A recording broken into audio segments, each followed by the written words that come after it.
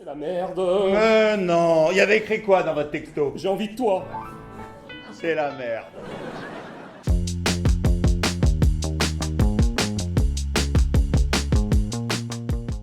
C'est l'histoire de Guillaume qui a rendez-vous avec une jeune femme qu'il a rencontrée sur une application. Il s'apprête, parce qu'il est un petit peu émoustillé, à lui envoyer J'ai envie de toi. Il se trompe de destinataire et le message arrive chez son ex, dont il n'arrive plus à se débarrasser. C'est une catastrophe pour lui. Et pour le public, a priori, c'est très jouissif de le voir s'empêtrer dans une soirée très compliquée.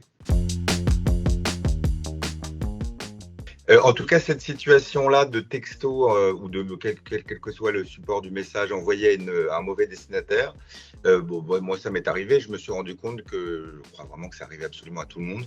Donc déjà, dans ce postulat de départ, je crois qu'on se retrouve.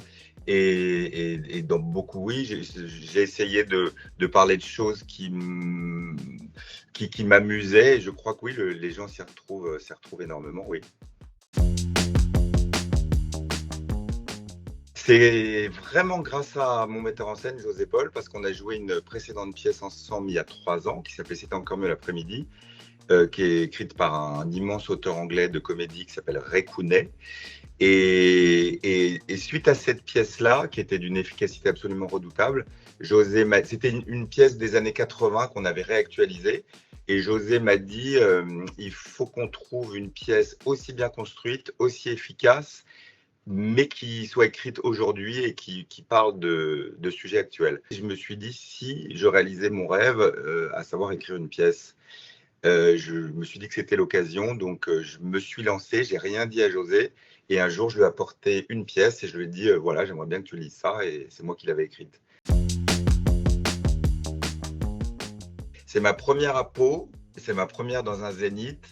Et je vous dirai après, mais apparemment c'est assez grisant de jouer devant une salle aussi grande. C'est pas forcément des salles qui sont conçues pour le théâtre, mais voilà, l'expérience m'excite énormément.